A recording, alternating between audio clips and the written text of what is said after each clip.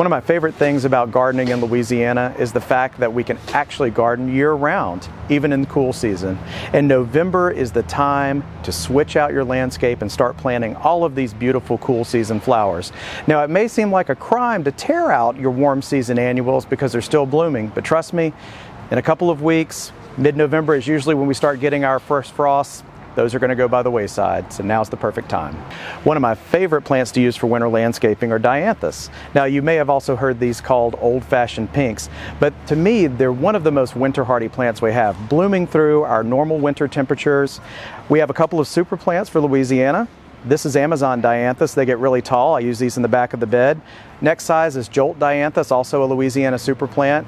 And then for the front of the bed, I like to use these smaller floral lace dianthus, and these come in a nice bright white.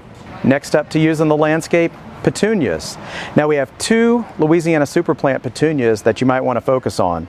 This is Supertunia bubblegum with this great bright pink color. We also have Supertunia indigo, and that is a smaller growing petunia with a nice blue violet color. When I'm looking for petunias, I always look for landscape petunias rather than some of the ones that are used for containers. Now, for the front of the bed, I like to choose something that's a little lower growing and tighter. And our go-to plant for that, sorbet violas, which is also a Louisiana super plant, and they come in a wide range of colors to match any color scheme you're going for this winter. Now, these are some of my favorites for winter landscaping, but there's a lot of other options to explore. For Get It Growing, I'm Jason Stagg with the LSU AgCenter.